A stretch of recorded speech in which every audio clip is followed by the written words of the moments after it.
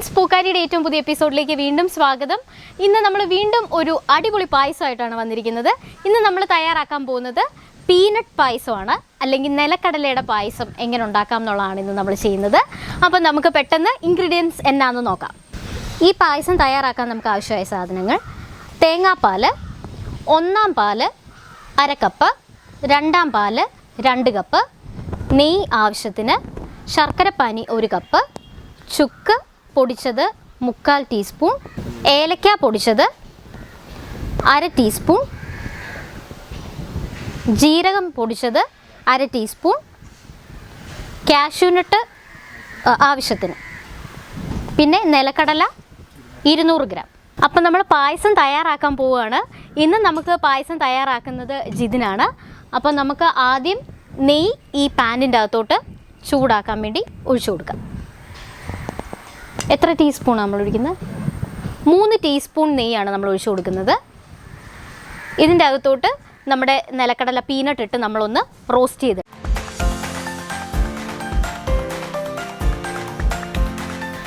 4 ടീസ്പൂണും നമുക്ക് വേണമെങ്കിൽ ഒഴിക്കാം കേട്ടോ. നമ്മുടെ ടേസ്റ്റിനനുസരിച്ച് കുറച്ചും കൂടി വേണമെങ്കിൽ നമുക്ക് കുറച്ചും കൂടി ഒഴിച്ചു കൊടുക്കാം. ഇപ്പം നമ്മുടെ പീനട്ട് നല്ല റോസ്റ്റഡ് ആയിട്ടുണ്ട്. ഇനി ഇതിൻ്റെ അകത്തോട്ട് നമുക്ക് ശർക്കരപ്പാനി ഒഴിച്ചു കൊടുക്കാം. 1 കപ്പ് ശർക്കരപ്പാനിയാണ് നമ്മൾ ഇതിൻ്റെ അകത്തോട്ട് ഒഴിച്ചു കൊടുക്കുന്നത്. നമ്മൾ ഉപയോഗിക്കുന്ന അളവിനനുസരിച്ച് നമുക്ക് ഉപയോഗിച്ച് കൊടുക്കാം കേട്ടോ. അതുപോലെ മധുരം കൂടുതൽ വേണ്ടവർക്ക് കുറച്ചും കൂടി ശർക്കര ചേർത്ത് കൊടുക്കുന്നതിൽ തെറ്റില്ല.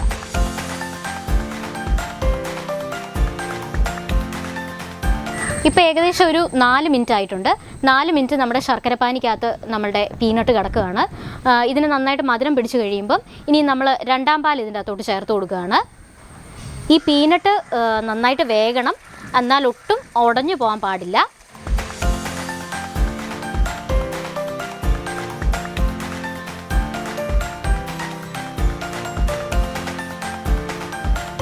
ഈ പായസവും സാധാരണ കൊമേഴ്ഷ്യലായിട്ട് കൊടുക്കാറുണ്ടോ? കേറ്ററിങ്സിനും പരിപാടികൾക്കും ഒക്കെ കൊടുക്കുന്ന പായസമാണ്. അതുപോലെ തന്നെ വീടുകളിലൊക്കെ ഉണ്ടാക്കാറുണ്ടോ ഈ പായസം സാധാരണ? ഇപ്പം നമ്മുടെ പായസം നന്നായിട്ട് തിളച്ച് വന്നിട്ടുണ്ട്. ഇനി അടുത്ത് തന്നെ നമ്മൾ ഇതിൻ്റെ അകത്തോട്ട് ചേർത്ത് കൊടുക്കുന്നത്. അപ്പം നമ്മൾ ആദ്യം ഇത് നമ്മുടെ നിലക്കടല വെന്തിട്ടുണ്ടോ എന്ന് നോക്കണം.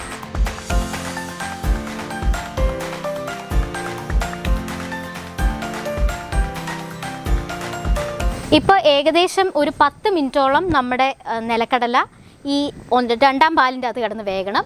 അതിനുശേഷം നന്നായിട്ട് വെന്തോന്ന് നമ്മൾ ഒരു കടല എടുത്തിട്ട് അത് പൊട്ടുന്നുണ്ടോയെന്ന് നോക്കണം.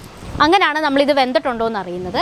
അതിനുശേഷം ജീരകം പൊടിച്ചതും ഏലക്ക പൊടിച്ചതും 1/4 ടീസ്പൂൺ വെച്ച് നമ്മളിടണം. 3/4 ടീസ്പൂൺ ചുക്കുപൊടി നമ്മളിട്ട് കൊടുക്കണം. ഇപ്പം നമ്മൾ 3/4 ടീസ്പൂൺ ചുക്കുപൊടിയും 1/4 ടീസ്പൂൺ ഏലക്ക പൊടിച്ചതും 1/4 ടീസ്പൂൺ ജീരകം പൊടിച്ചതും 1 ടേബിൾ സ്പൂൺ ഒന്നാം പാലിൻ്റെ അകത്ത് നന്നായിട്ട് മിക്സ് ചെയ്തെടുക്കുകയാണ്. അപ്പോൾ അത് കട്ട കെട്ടാതെ തന്നെ നമുക്ക് ഇതിൻ്റെ അകത്തോട്ട് ചേർത്ത് കൊടുക്കാം.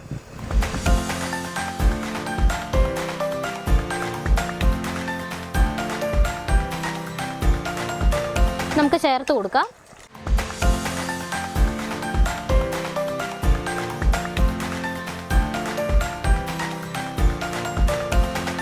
എന്നിട്ട് നന്നായിട്ട് മിക്സ് ചെയ്ത് കൊടുക്കാം. ഇതിപ്പോൾ എത്ര പേർക്ക് കുടിക്കാൻ കാണുമായിരിക്കും? 5 പേർക്ക് കുടിക്കാൻ കാണും. നമ്മളുടെ ഈ ക്വാണ്ടിറ്റി നമ്മളൊരു പായസം ഉണ്ടാക്കുകയാണെങ്കിൽ ഏകദേശം 5 പേർക്ക് കുടിക്കാൻ സാധിക്കും.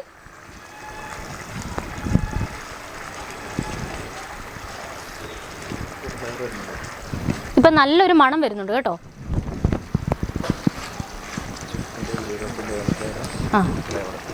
ചുക്കിൻ്റെയും ഏലക്കാടേയും ജീരകത്തിൻ്റെ ആ ഒരു ഫ്ലേവർ കൊണ്ടാണ് ഈ നല്ല മണം നമുക്ക് വരുന്നത്.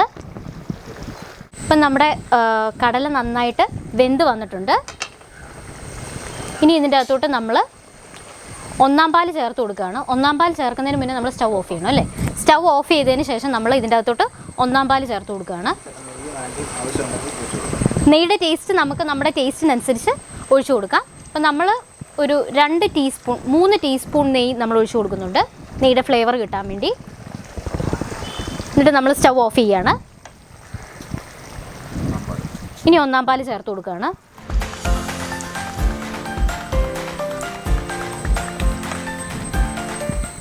ഫ്ലെയിം ഓൺ ആണെങ്കിൽ നമ്മുടെ ഈ ഒന്നാം പാല് ഇങ്ങനെ പിരിഞ്ഞു പോകും. അതുകൊണ്ടാണ് നമ്മൾ ഫ്ലെയിം ഓഫ് ചെയ്തിട്ടാണ് ഒന്നാം പാല് ചേർത്ത് കൊടുക്കുന്നത്.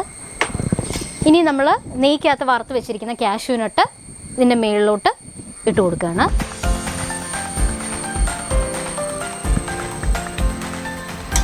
ഇപ്പം നമ്മുടെ പായസം റെഡി ആയിട്ടുണ്ട്.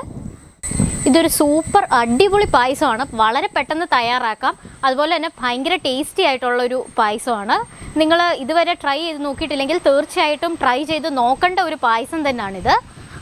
കടല വെച്ചിട്ടുള്ള, അതായത് നിലക്കടല വെച്ച് പീനട്ട് വെച്ചുള്ള ഒരു പായസമാണ് ഇന്ന് നമ്മൾ തയ്യാറാക്കിയിരിക്കുന്നത്. ഈ ഓണത്തിന് നിങ്ങൾ തീർച്ചയായിട്ടും ഈ പായസം തയ്യാറാക്കണം. അപ്പം പൂക്കാരിയുടെ ഈ എപ്പിസോഡിൽ നമ്മൾ ചെയ്തത് ഒരു അടിപൊളി പായസമാണ്. നിങ്ങൾക്ക് ഈ വീഡിയോ ഇഷ്ടമായെങ്കിൽ തീർച്ചയായിട്ടും നമ്മുടെ ചാനൽ സബ്സ്ക്രൈബ് ചെയ്യുക. സബ്സ്ക്രൈബിൻ്റെ അപ്പുറത്ത് ഒരു കൊച്ചു ബെല്ലൈക്കൺ ഉണ്ട്. ആ ബെല്ലൈക്കൺ കൂടി അമർത്തി കഴിഞ്ഞാൽ നമ്മൾ വീഡിയോസ് ഇട്ടാൽ ഉടനെ തന്നെ നിങ്ങൾക്ക് കിട്ടും.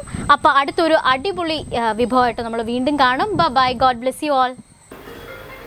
Super.